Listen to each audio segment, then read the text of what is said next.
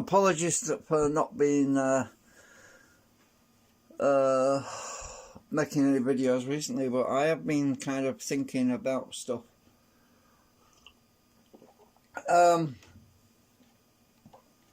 Because obviously I've only got so much foil and I don't want to make a mess of it, so what I've been doing is modelling the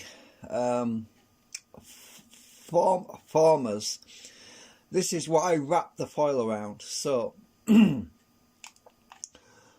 so there's the canopy on the side where the main coils are wrapped. Now obviously the main coils are wrapped down this channel, down this channel and down this channel. So what I've basically got to do is, because I've got these plastic tabs that the coils are wrapped around, these tabs here, right, I can't unwrap the coil, so what I've got to do is break the tabs off on the actual canopy at one end. So I'll be breaking the tabs off so that I can pull the coil back. Now when I do that, I have to basically, well, I've got to wrap the foil, the metal foil, the electric foil, whatever you want to call it, around the coil, right? Now to make it a nice shape, what I've done is I've modelled these plastic formers that I will just wrap the foil around. So there's the orange ones, which are for, I'll explain this, it's a bit complicated because I've been doing a lot of thinking.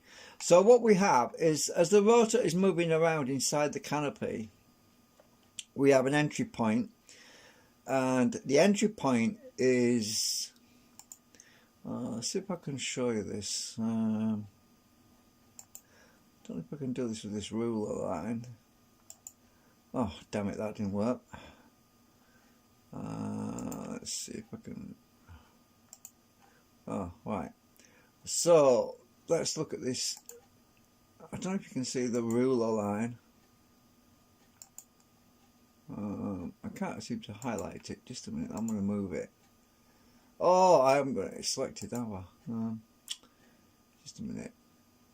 Let me just get out of this. Close group. Actually, I need to. Just a minute. Undo close. Undo guide. Let's just close the group first.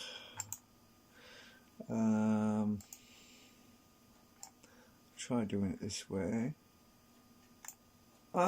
Didn't work. Hang on. Trying to get this ruler line.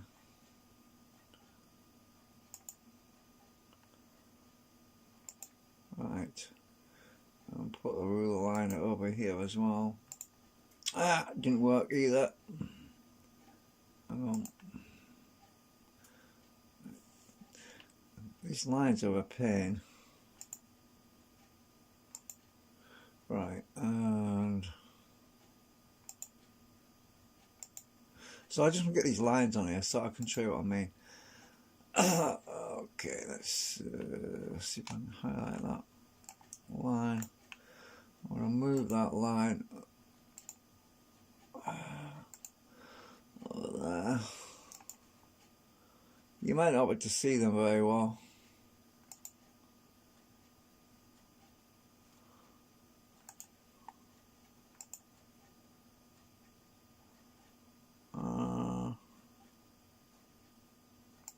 Right, let's get the other one.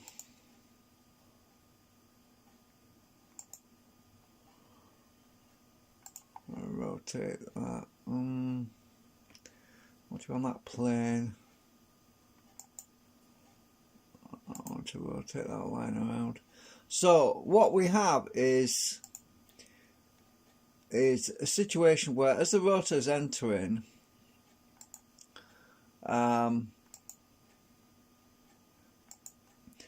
the entry point, the foil is wrapped around this entry core, which is just to form the foil to wrap it around, and then the foil will go wrap it. I'm going to wrap it around this peg where the it's on the canopy. Then it'll wrap around, and then I've got to come underneath, wrap around this coil and I've also got to wrap another piece of foil around the other exit point. Now it's difficult because the foil's in one piece, so how to wrap this is the tricky part. So yeah,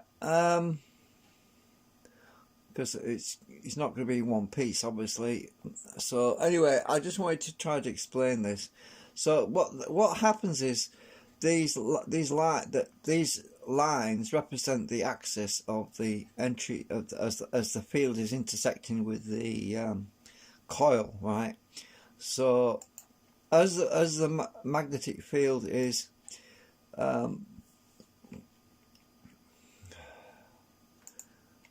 what happens is that line is the entry axis is pivoted. So I don't know if you can see that line. It's very thin. It's very hard to see it, but it will be, the field will rotate around the coil basically, right?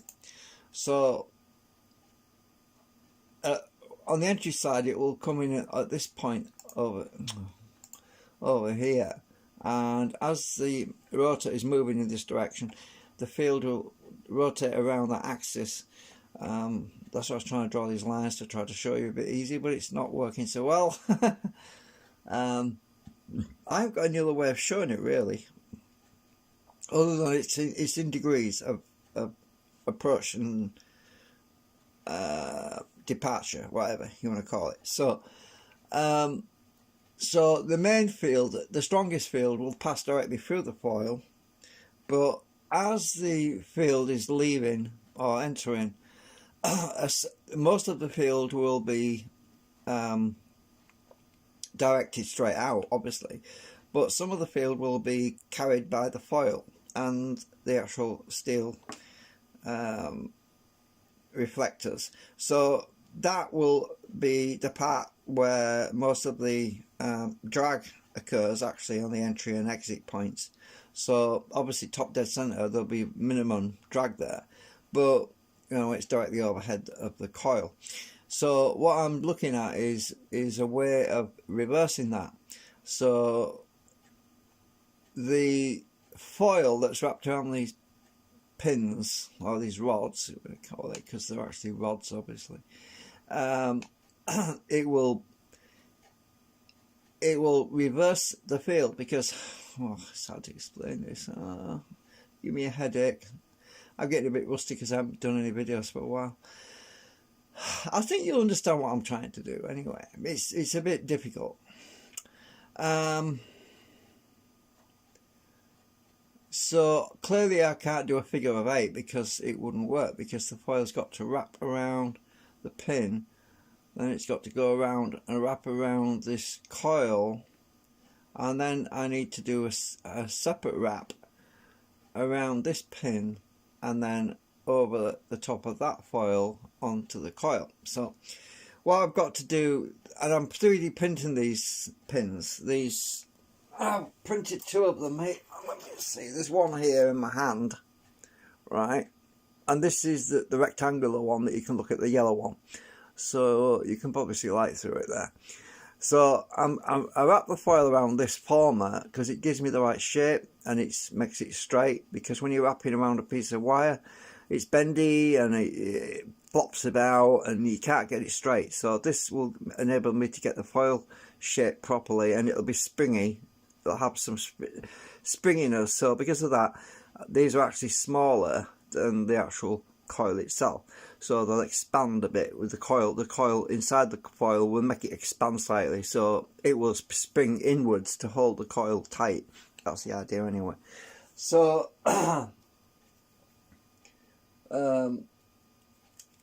been quite busy for the last few days, just thinking, planning really, and I haven't got around to actually doing it yet because I didn't want to rush it, and I was trying to think of the best way of going about this really. I might as well get rid of them guides because they're not really serving a purpose.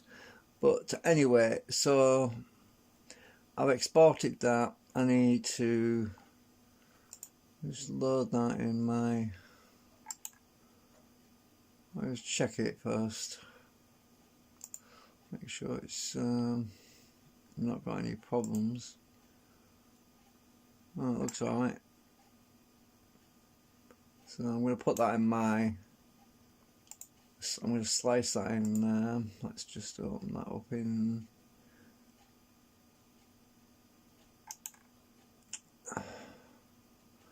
open it up in Repetier. I've got to print 2 of them out.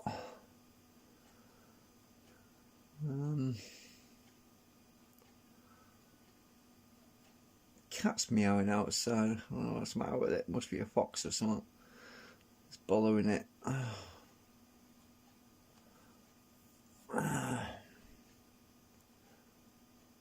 Come on, slow thing. Alright, so I don't want to print it vertical because it might actually fall over. I don't know. It's 100mm tall, so I suppose I could print it upright, but I'm going to lay it flat. Doesn't have to be perfectly round. Right, okay, I've got it flat. Let's make sure it is.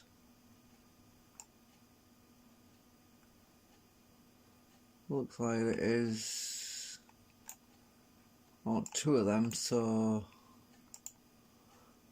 I'll copy that. View front.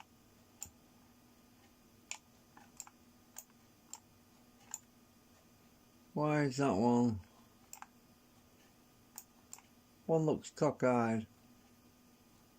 Is that flat? Oh, that's weird. Oh. Ah, it's not dead flat.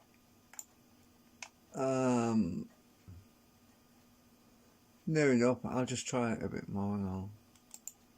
Oh, that's better. Try that one. Oops.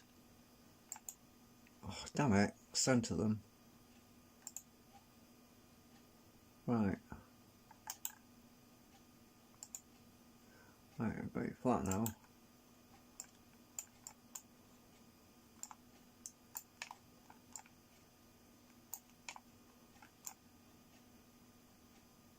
Right.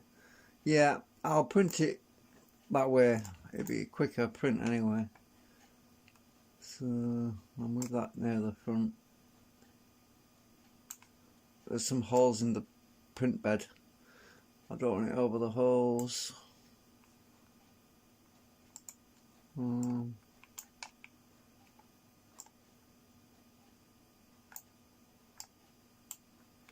Right.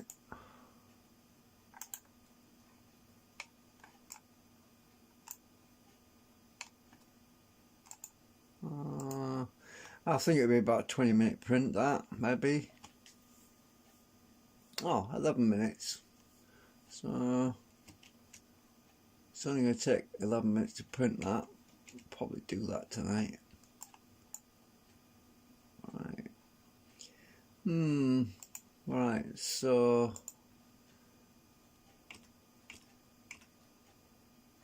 I'll save that.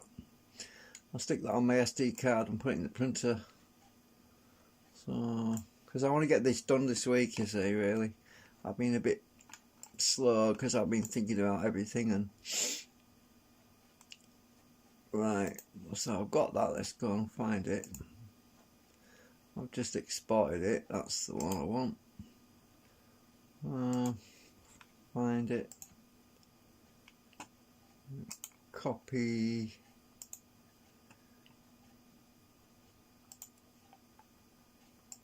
I want to be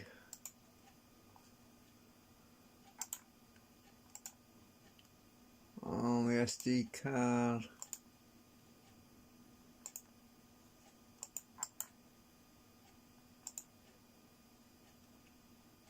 There we go.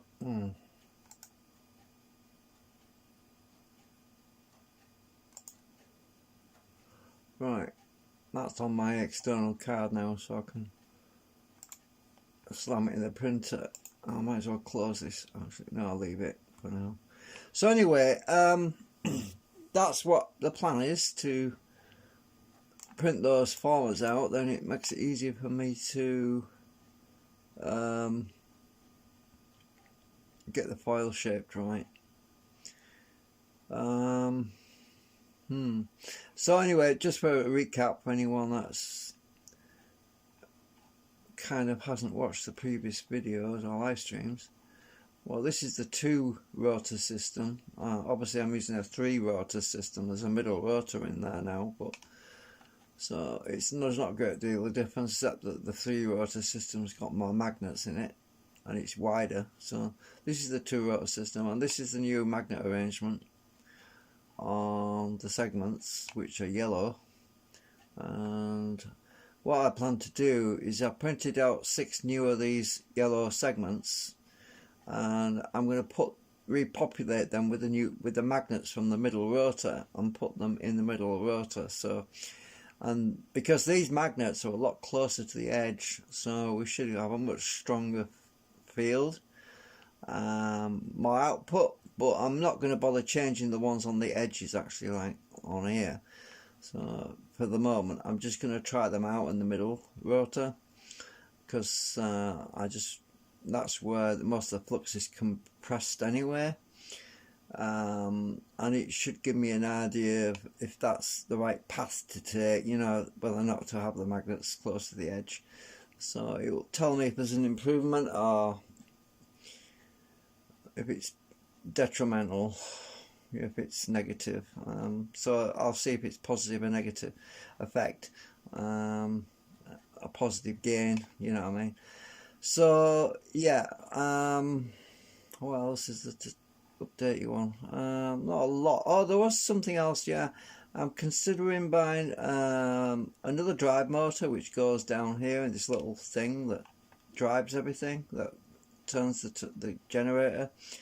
I've been looking on eBay, because if you remember recently I had a problem where the brushes wore out on this little motor of mine, and I want to use a motor that's not going to keep wearing out on me, because they're not very good. The brushes wear out and they're very crap. They're not built for long life. So what I've been doing is looking at some brushless motors, and I found one on eBay. It's about 10 quid or something.